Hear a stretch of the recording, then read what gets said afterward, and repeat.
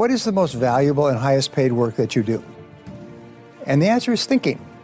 But so few people actually do it. We don't have direct routes. We don't have instructions. We don't have a manual. What if there was a technique that could help you get there each and every day? And there is. If you could wave a magic wand and wake up tomorrow morning superb in this area, what skill would it be? You want to be able to assess what it is that you think you're stressing about and then let it go. When your mind is calm, the thinking and deciding brain functions at its highest level, like turning up all the lights on a dimmer switch. It's functioning like a Christmas tree. And so the more time that you spend thinking and thinking well and thinking clearly, the more successful you are. Over the years, I've done a good deal of reading, and I came across a concept that I want to share with you, and we were talking about this a little bit earlier. And the question is, what is the most valuable and highest paid work that you do? It's a really interesting question, because when I heard the question, I didn't know what the answer was. What do you think the highest paid and most valuable work is that you do? And the answer is thinking. Thinking is the most valuable work. Now, I am the best-selling author in the world in time management, also on goals, also on some other subjects. But I began studying time management about 30 years ago, and I came across a word in my studies, and the word was consequences. And what it basically said is that something is important if it has big potential consequences, and something is unimportant if it has low or no potential consequences. Number one reason for success is people focus on things that have high potential consequences. Number one reason for failure is people focus on things that have low or no potential consequences. Exactly what Joe was saying earlier, the famous Drucker quote, very worst use of time is to work intently on something that need not be done at all. And one of the things that is holding back entrepreneurs, business owners, it's killing them, by the way, and it's wiping out an entire generation, is this obsession with technology. I see people that are walking with their phone. It's almost like drug addicts that are mainlined. They cannot stop staring at their screen. They cannot stop pushing their buttons. I hate to say there were people in this room that had that problem, but the fact is that this obsession with looking at the screen and staying connected is killing people, because it stops them from focusing. You cannot focus if you are distracted like an attention deficit disorder dog. So you're constantly ringing and responding to bells, almost like a crazy person in a toy factory. And so just as a quick aside, if thinking is the most important thing you do, because of the consequences of thinking determine the entire quality of your life, then the quality of your thinking determines the quality of your life. And so the more time that you spend thinking and thinking well and thinking clearly, the more successful you are. Over the years, I've worked with some very powerful people, billionaires and multi-billionaires, people who are on the Forbes 400 list repeatedly, over and over. And I've had a chance to be with them during crises, and at times where something was happening that was serious. It was a major problem. And I noticed that they all had one quality in common, is they all went calm. It's just, they went calm. People around them were angry and upset and worried about what happened and who did it and so on, and they would just go calm, almost like a pond would go calm. And they knew, and I learned later, I didn't know why this was, I admired it, but I didn't know why it was, is that when your mind is calm, your entire cerebellum, the thinking and deciding brain, functions at its highest level, like turning up all the lights on a dimmer switch. It's functioning like a Christmas tree. But when you get upset and angry, what happens is your thinking reverts to your limbic or emotional system, and your ability to think clearly diminishes dramatically, and you make a lot of mistakes. That's why when you are facing a difficult situation, you have to use every skill, trick, game, whatever it is, stay calm. And that's why they teach you to meditate. And they find that meditators in business are far more successful because they can automatically trigger their mind into the calm of meditation when they're facing a crisis. It enables them to think with greater clarity. Now, a couple of years ago, a man named Daniel Kahneman, a very fine man from reading him, who had won a Nobel Prize in psychology and neuroscience, wrote a book called Thinking Fast and Slow. And this book, it was a very esoteric book, and I don't recommend that you read it. It's 500 pages of hard slogging. I will give you the essence of, I do the reading, pass it on. I will give you the essence of the book. He said that there are two types of thinking. There's fast thinking and slow thinking. Fast thinking is intuitive, it's instinctive, it's automatic, it's reactionary. I think of it very much as how you would drive through busy traffic. You're not giving a lot of thought, you're just interacting. He said the other type of thinking is slow thinking. And slow thinking is where you just slow down the thinking and take time to think through issues. Now, if an issue has little or no consequences, then you can think quickly. You know, what do you have for lunch? What do you pick up on your plate from the buffet? Where do you park your car? These are the consequences of these decisions are almost non-existent.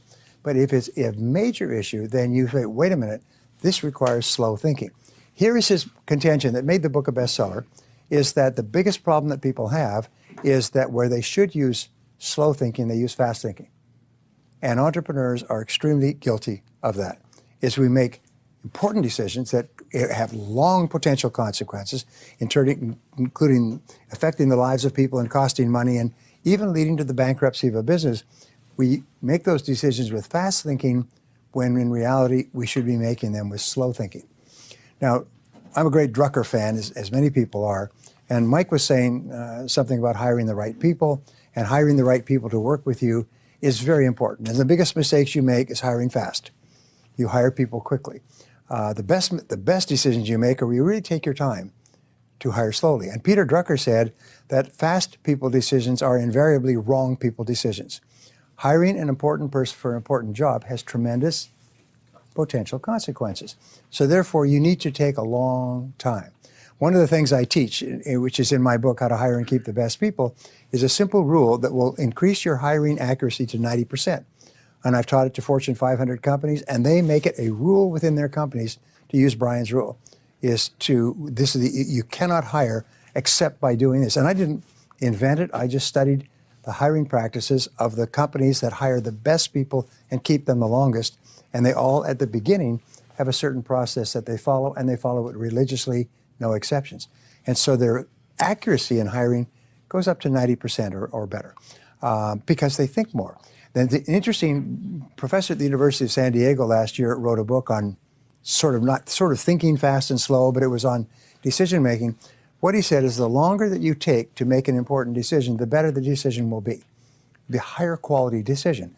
And Lord Acton once said, when it is necessary, when it is not necessary to decide, it is necessary not to decide. In other words, the professor said, buy as much time as you can for a decision. Put it off. If you can put it off for a day, a weekend, a week, a month, put it off. Some of the best decisions that you make will be decisions that you will allow to steep for a while, like water in tea. So thinking is the most important thing you do. And we call it thinking fast and slow. So remember, anything that is important that has long-term consequences is a candidate for slow thinking. Discussing it with other people, sitting quietly, going for a walk, letting it ruminate in your mind, sleeping on it. You know, they say if it's a big deal, sleep on it. So there's 3 thinking tools I want to give you, and then 7 ideas. So the 3 ways of thinking, which the first way I start off every seminar is what I call zero-based thinking. And everybody who knows me for any period of time knows that I harp on this. Zero-based thinking comes from zero-based accounting, where you, instead of increasing an expense in the next accounting period, you ask, should we be engaging in this expense at all? Now, with zero-based thinking, you look at your entire world and you ask this question: knowing what I now know, is there anything that I am doing that I would not start up again today if I had to do it over? This is one of the greatest thinking tools I've ever learned, because in a time of turbulence, you always have an answer for this question. Each person has an answer. Some people have multiple answers. There's lots of things that they're doing today that, knowing what they now know, they wouldn't get into today. They wouldn't start them up. Products they wouldn't offer, people they wouldn't hire, investments they wouldn't make. And these are the greatest drags in life. These are sort of like a sea anchor, you know, that you drop it and it drags, it slows down the boat. Well, how do you tell if you have a zero-based thinking situation? And many of you were asked to write your problems, challenges, opportunities. The answer is stress. Is whenever you experience chronic stress, it's something that buzzes around. When Joe's talking or somebody else is talking, you're busy thinking about that. You drive around and you think about it. Keeps you awake at night. It's something that pisses you off. is something that irritates you and angers you and frustrates you. Whenever you have chronic, which means ongoing, continuous, this is a candidate for zero-based thinking. So you ask yourself the question, if I was not now in this situation, knowing what I now know, would I get into it again today? If the answer is no, the next question is, how do I get out and how fast? How do I get out and how fast? If ever the answer comes back that I would not get into this again today, it's too late to resolve it. It's over. The only question now is, how long do you suffer? How much emotional suffering, how much financial suffering do you make before you walk? And so the most important requirement for practicing zero-based thinking, which a lot of people don't like to practice, is courage. I call it the C word. You need the C word. You need to have the courage to look at every part of your life and say, is there anything that I'm doing that, knowing what I now know, I wouldn't get into? Now, the starting point of zero-based thinking is always with your relationships. And those are both personal and business. Whenever I've given this talk, by the way, within a short period of time, divorces take place all over that city. People go home and say, geez, if I hadn't married this person, I would never marry them again today. And that's what's making me miserable. And many people are working their heads off on the outside to achieve success, but inside they're frustrated and unhappy because they're in a situation that, knowing what they now know, they would never get into. So I call this a quink analysis, and I'm going to ask you to do this for the rest of your life and do help other people do it. K-W-I-N-K, knowing what I now know. Do a quink analysis on everything. Do a quink analysis. In my company, what we say is, we look at every single person and on a regular basis, and we say, if we had not hired this person and they walked in today to apply for their current job, knowing what we now know, would we hire them? If the answer is no, they're gone that day. There's a little rule, by the way, that in one of my books, it says the best time to fire a person is the first time it crosses your mind. And because after that, it's only pain and suffering. And if the longer you keep them in place, the more likely they are to sue you. And the longer they sue you, the more it's going to cost. So therefore, if you find that you've made a mistake, belly up to the bar, have the courage to admit, I made a mistake, and cut your losses. There was a great book by an author called the Zurich Axioms some years ago, and it was Principles of Success. And anybody who's in finance has probably read the book because it's a very successful New York financier. And he was talking about the gnomes of Zurich, whoever they are, and the rules that they go by. And he said the number one rule for success in business, personal life, is cut your losses. When you realize you've made a mistake, bad investment, bad hire, bad relationship, cut your losses quickly. And what do they say in Las Vegas? You know, cut your losses, let your winnings ride. So in life, that's what we do. And the faster you cut your losses, fail fast, the faster you can start doing things that are much more productive. The second area has to do with every part of your business.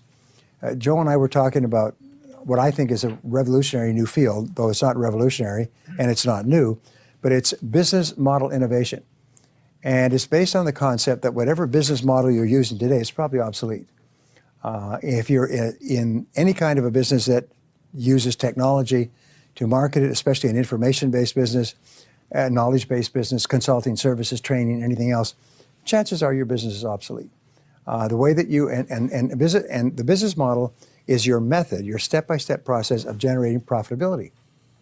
Now, there are some companies that struggle along, then find a new business model, and the next year their business is up 5 or 10 times. Profits are just overwhelming. They're living in big houses on the hill, driving Cadillacs and flying private jets, and you say, what on earth did they do? They changed their business model. And if you don't change your business model, if it's the wrong business model, two things are going to happen. Your competitors are going to come up with a new business model and eat your lunch, and or you're going to go broke. So it doesn't mean that your business model is wrong. It just means that you must be open to the possibility that your business model is obsolete. And that just means that there is a better business model. There's a superior business model, and your job is to find it. And again, there's no fixed answer to it, but I think that this is a great area of thought. I think this is a great area, and it's sort of like a tool for you to have. I wonder if I need to change my business model, which is your way of generating sales, producing and delivering products and services, getting payments, and achieving profitability.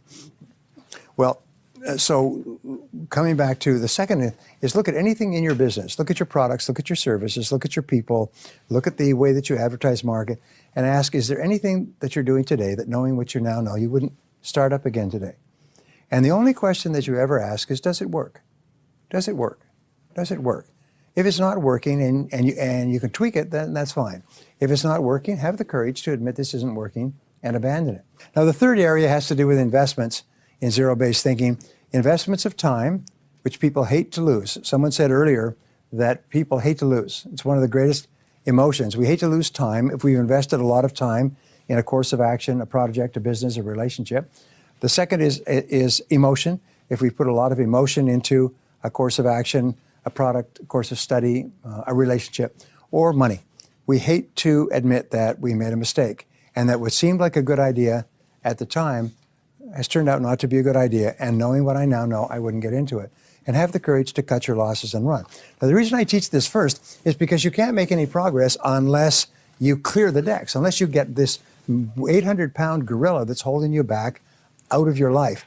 And then many companies that I've worked with literally transformed, became multi-million-dollar companies when everybody said, all right, we're going to go through and do a quick analysis on this whole company and realize that half the things that we're doing and half the people working here are not the right people for us at this time.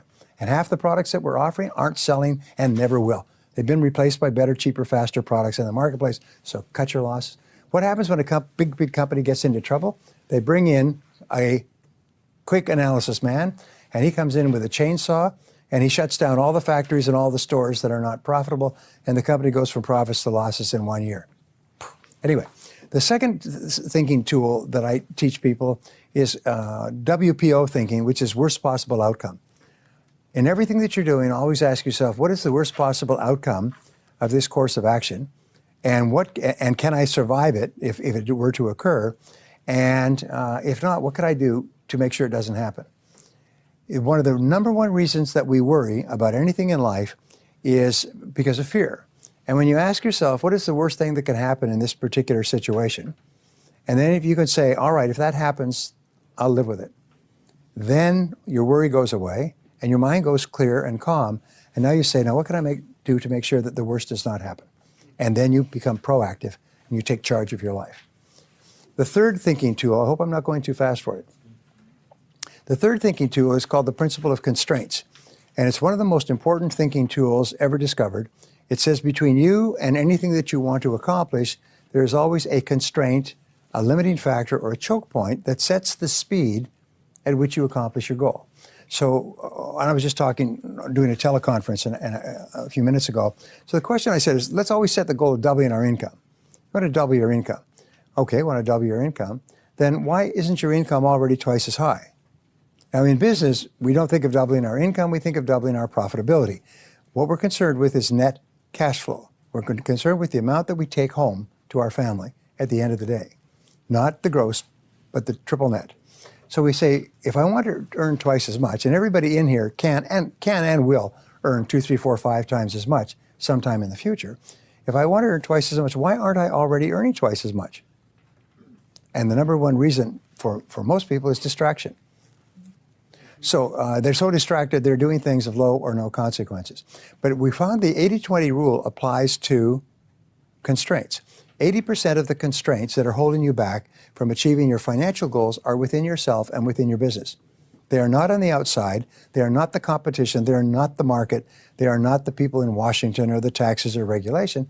80% are within yourself. So the mark of the superior person is whenever they have a problem, they say, what is it in me that's causing this problem? Mike and I know this very, very clearly. What is it in me that's causing this problem? In illness, by the way, 85% of illness is psychosomatic. As Dennis Waitley said, it's not what you're eating, it's what's eating you that's causing the problem. And so the starting point, and the first thing a doctor will tell you, or a psychologist, is what is it that you're not dealing with? And you can go back to zero-based thinking. What is it that you have in your life that if you had to do over, you wouldn't do it?